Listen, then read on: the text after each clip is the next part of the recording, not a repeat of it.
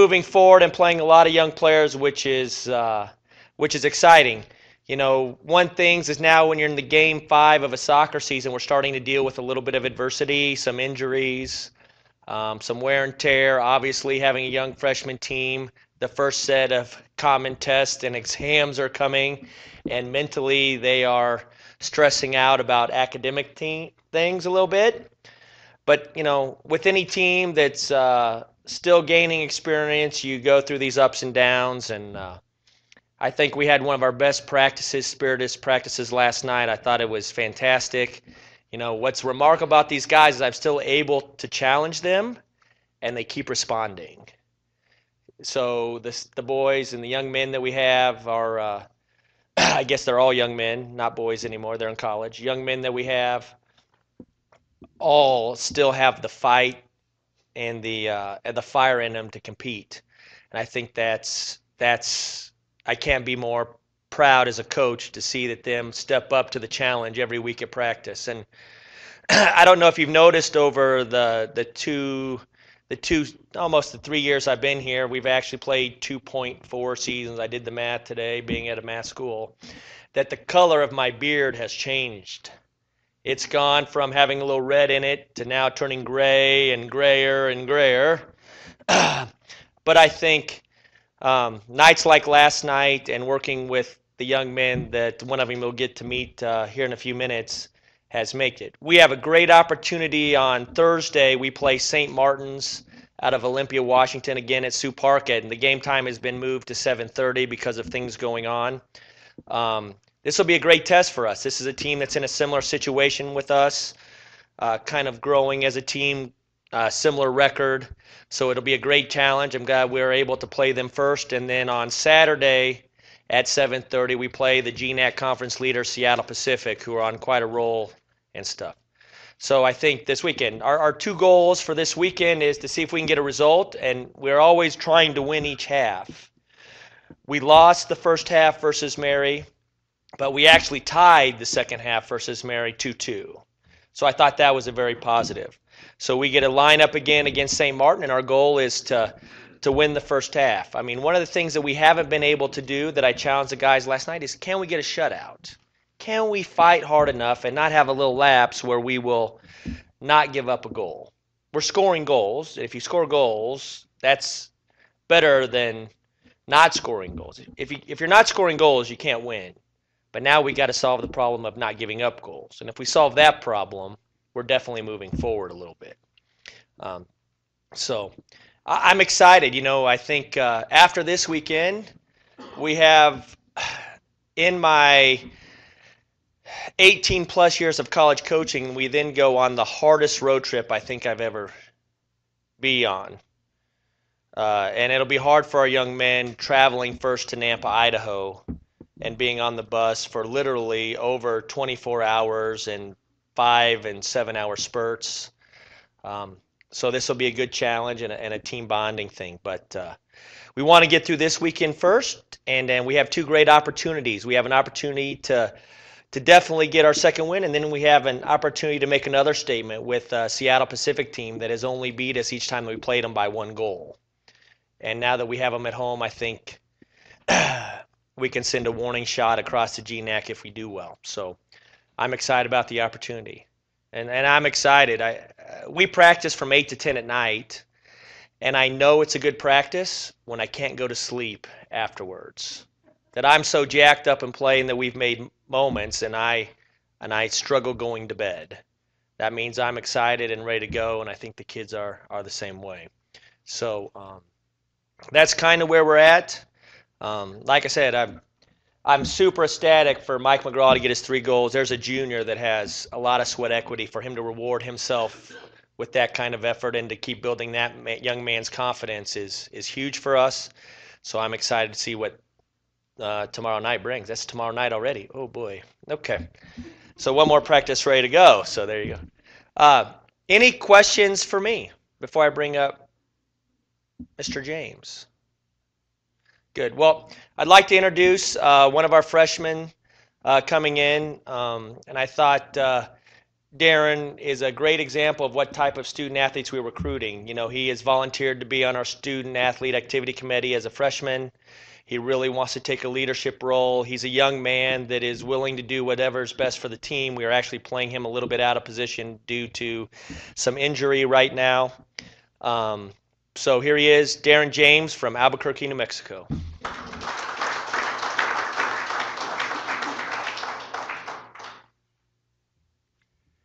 Hello, everyone. Like Coach said, my name is Darren James. I'm from Albuquerque, New Mexico originally, and I decided to come up to the school of mines because it's a great school. There's no doubting that. I wanted to study metallurgical engineering, and that's what I'm doing currently.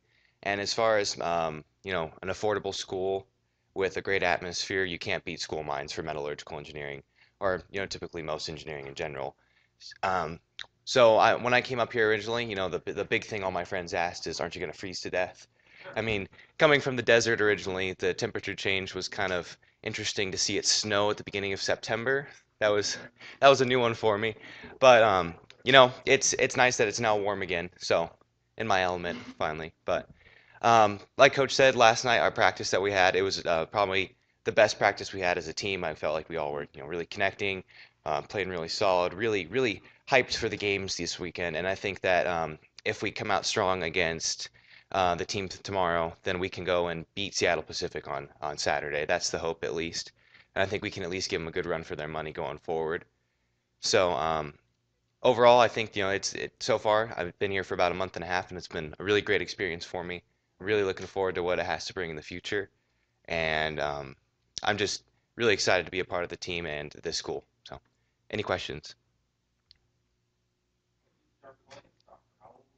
When I originally started playing, I was 3 years old. So I played, the little tiny tyke team where everyone's kind of crowded around the ball and just running in circles as a group.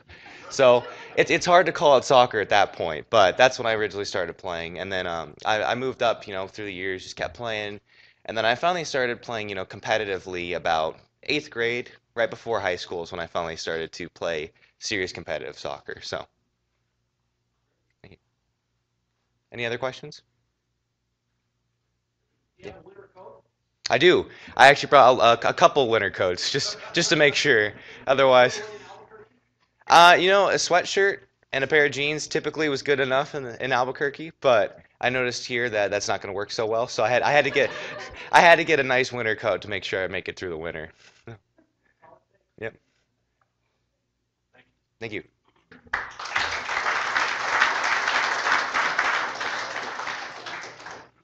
Hardrocker football team going on their first true road trip, heading down to Liberty, Missouri to take on William Jewell. I think our new athletic director, Joel Lucan, wants a win pretty badly this weekend. His former university head coach of the football team, Stacy Collins.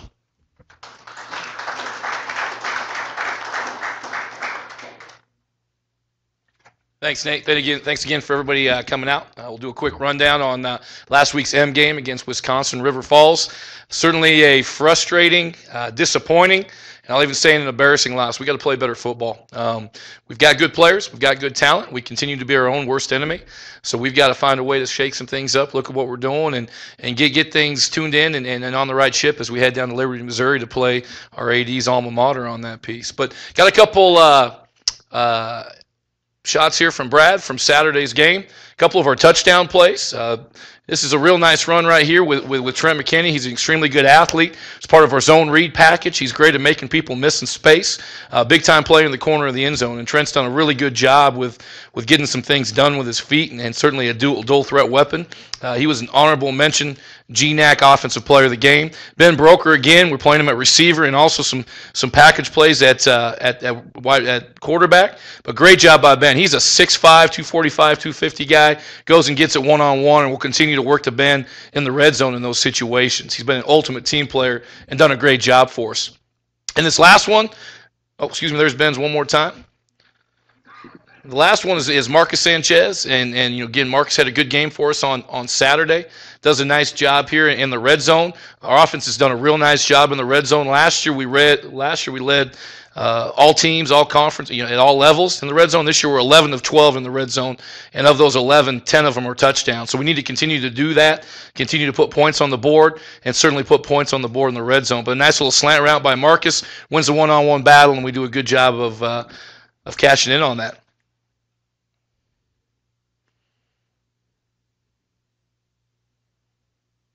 William Jewell this week, pretty familiar opponent for us. We've played him the last 2 years. The first year we played him up here at our place, and then last year we were down there in what I'd call an arena ball game. I think the score was 70-48, so there was a lot of action with it. It was a great win. It was our first Division II win on the road as a program, so we're going to try to hit repeat on the exact same schedule that we did last year and see if we can get our mojo back on that end. Real talented kick returner, punt returner, running back. Thomas Cook, he is electric. Their win in their opening game was on a kick return by him. So he's done a great job of getting the ball, not only as a running back, but certainly as a kick and punt returner. They're aggressive defensively, ran some similar, some different schemes and bring a lot of pressure. It's a great game day environment down there at William Jewell. So our guys are excited probably to get on the bus, get their minds right a little bit on that bus trip and go out and compete against a good Division II football program. What questions can I answer about the last week's game or upcoming game against Jewell? Oh, so ladies first, Tom.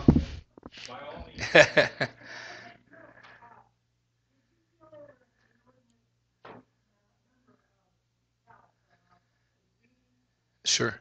Yeah. Well, we did. We're having too many penalties. There's no question about it. The frustrating part when you look at our 3 games, we're having way too many penalties.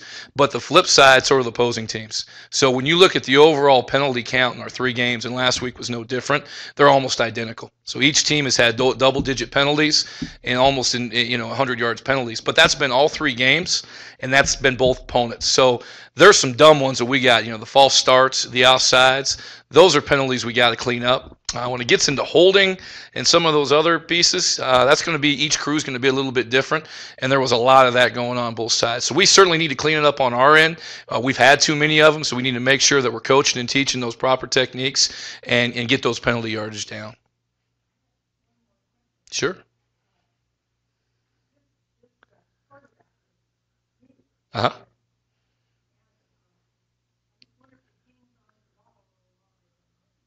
At times he does. At times we want to work for him to get the ball out of his hands, and sometimes that's hard for guys that have that running ability. They want to. I think one thing with Trent, and he would be the first to tell you, is he's trying to make the big play every time, and we need to get the ball out of his hands quicker. We need to be a little bit more efficient with what we're doing, and we've certainly worked on that, and I think that's a pretty accurate assessment.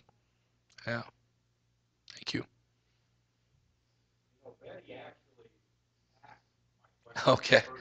Okay.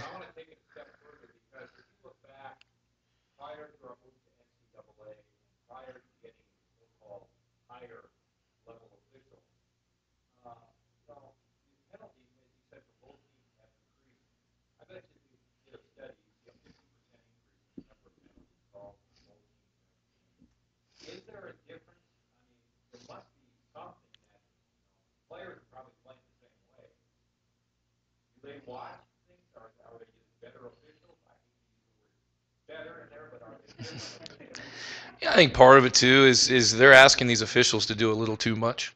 They continue to put different rule changes in all the time, and at our level, at the Division II level, you don't have the ability to replay. So there's a lot of pressure on what they're doing. So each year it seems like there's 4 or 5 different rule changes.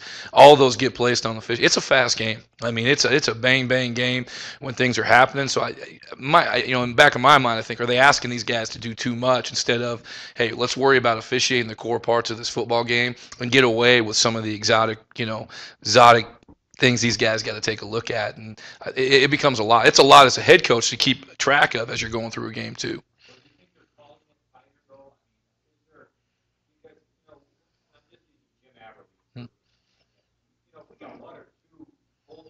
Sure. Yeah. Yeah. Yeah. Yeah, those are tough ones, holding stuff, because, and again, it was both sides of the ball, and You want to look at a college football play, there's going to be holding on every play. So if once a crew starts calling that, but you also got to be smart enough to adapt to that. And that's my challenge to our coaches and our players, all right? If it's going to happen that way, we need to be smart enough to adapt to it, because there's multiple times we're 1st and 20, we're 1st and 30. We continue to go back on pause. So we need to make sure we adapt, we coach to it. If that's the way it's going to be called, we've got to make sure we find a way to not put ourselves in those situations.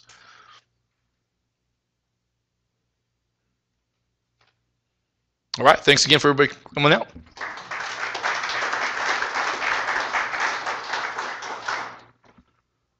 Hardrocker volleyball team on fire right now. Just went 3-0 this past week. Am I mixed up? Oh, I'm mixed up. Okay, cross country team getting ready to go to Minneapolis. We'll welcome up Steve Johnson.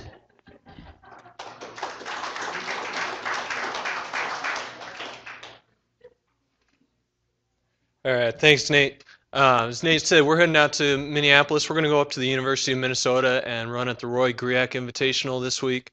The Griak is one of the biggest meets in collegiate cross country.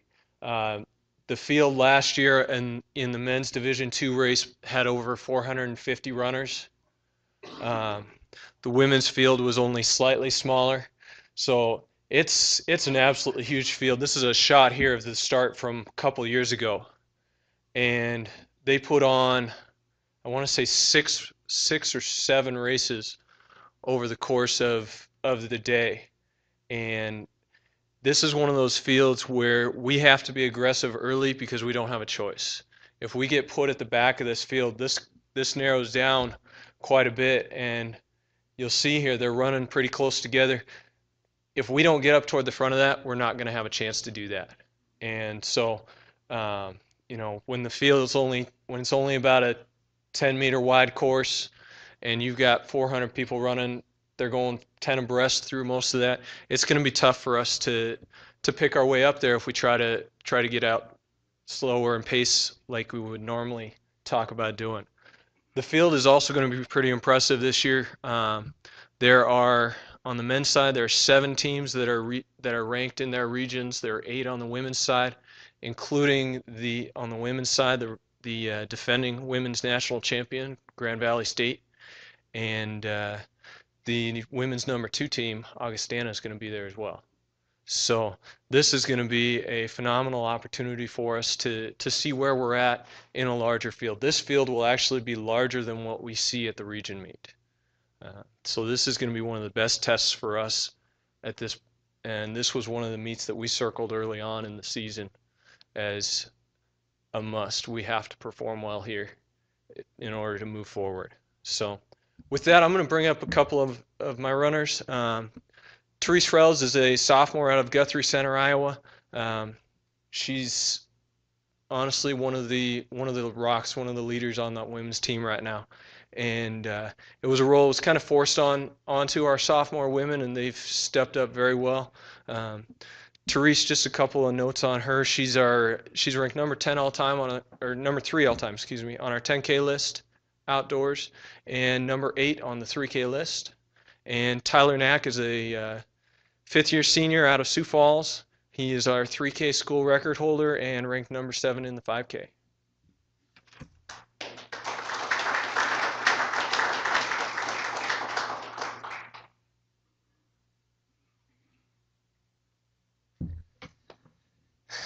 Well, thank you guys for having me here. This is my 5th interview today. I had 4 this morning with companies, so it's the most important one since food is involved. My name's Tyler Knack. I'm actually a graduate student. I got my bachelor's in mechanical engineering this past May. Working on a thesis project, which is a natural gas engine emissions reduction project. I'll finish that this coming May. Looking for jobs this coming summer. Last year of eligibility in all 3 cross-country indoor and outdoor track. Do you want to introduce yourself?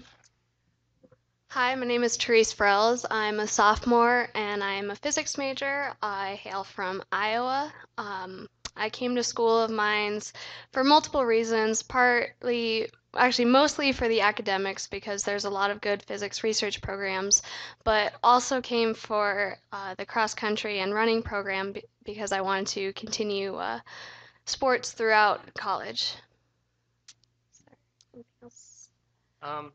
Yeah.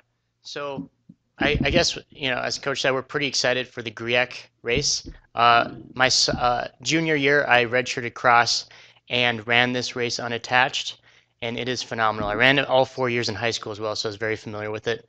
But it is one of those races that you never forget. Like we were mentioning, it gets physical the first 1,000 meters out of the 8K race. People are pushing each other around. As long as nobody falls in the first 200 meters, like we saw the start there, the race just keeps going. It is constantly a rolling course. I relate it to Robbinsdale Park, which is always uphill, downhill, or sideways.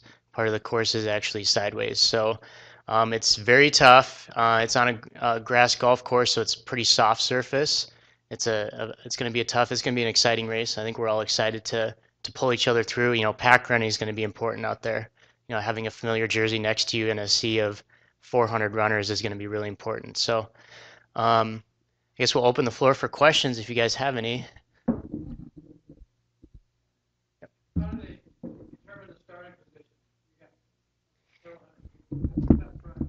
They, I know they do rank. They do bring in people.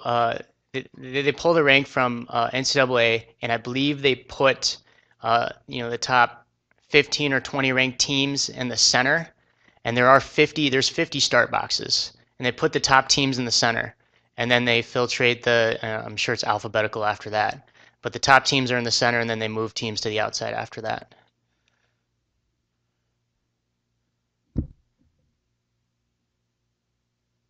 All right. Well, thanks for having us.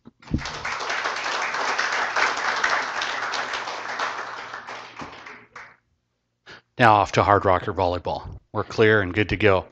Last but not least, Hardrocker volleyball went 3-0 this past week. Tiffany McCampbell doing a nice job. Welcome her up to the podium.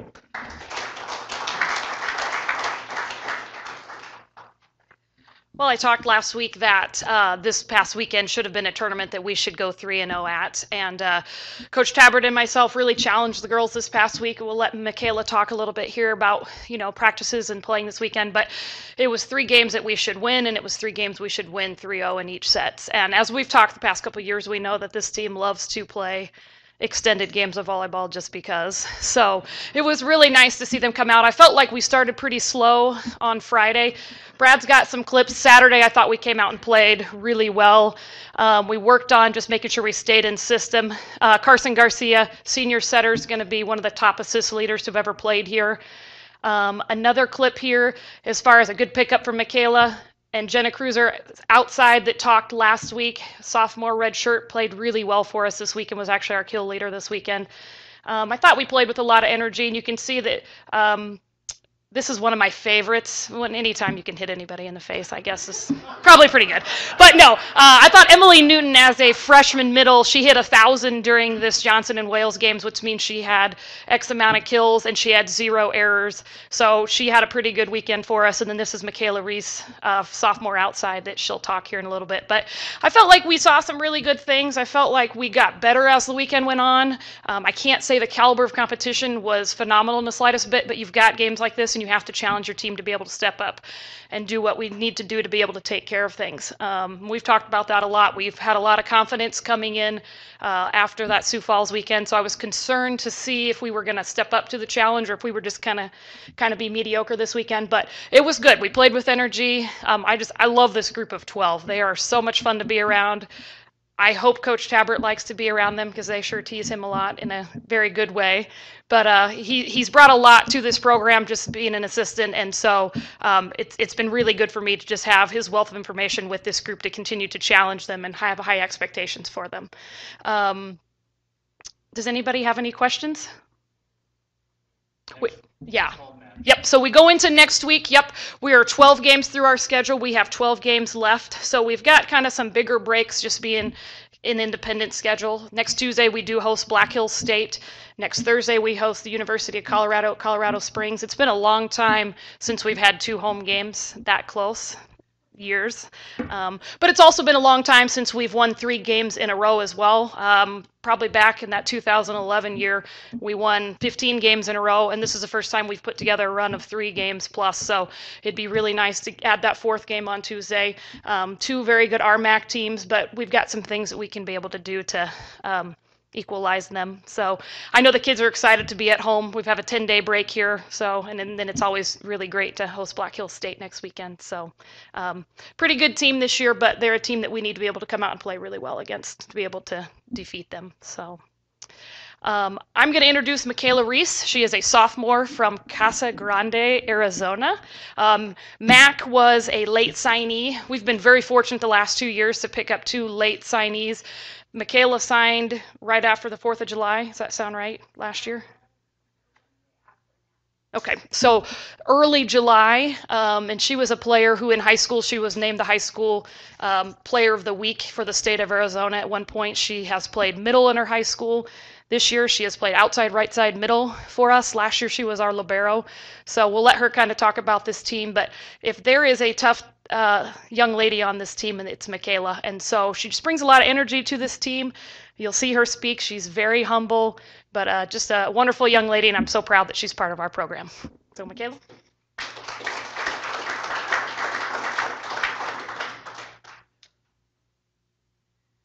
Hi, I'm Michaela Reese. I'm from Casa Grande, Arizona, so a fellow desert rat. He left, but so I had to pack a couple winter coats as well. Let's see. I decided to come here to South Dakota School of Mines because I first applied to the school because my grandpa, he knew a lot of double E's that had graduated from here, and they could speak nothing but good words about this school. And so he told me that if I wanted to be a good chemical engineer and actually succeed in my workplace, then this is the place that I should go. So I applied here, found out that they had a volleyball team. Actually, one of my club teammates, her dad, graduated from here. And so he talked to the AD at the time, and he got us in contact with Coach McCampbell. And then from there, it was, I did my visit in the summer, and I fell in love with the school. Granted, it was in the summer where everything was green and pretty. But even in the dead of winter, where that first snowstorm in October, I was locked in my dorm room, which was something new. I still loved it. Loved the campus, loved the professors, loved just the feeling of belonging that I get here. And I love playing for Coach and with Coach Tabert. They both bring a lot to this program, and I love being here as a student and as an athlete. So are there any questions for me? Yes, Brad? Yes, as the libero, yeah. Mm-hmm.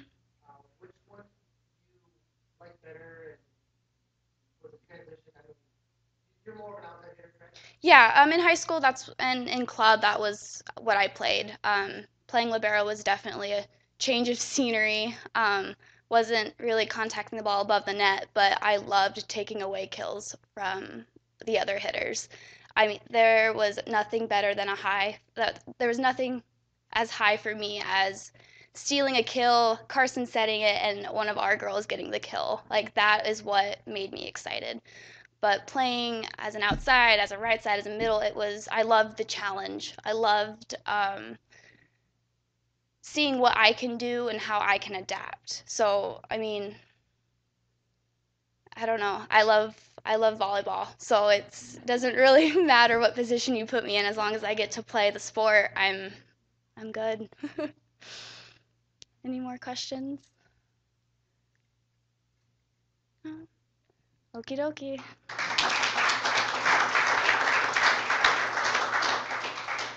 As we wrap it up, I want to thank everybody for coming one more time. Thanks Subway for the great lunch today. And we'll be back here next Wednesday. Wish all the Hardrocker Scholar athletes and coaches good luck this week. We'll see you next week. Thanks a lot.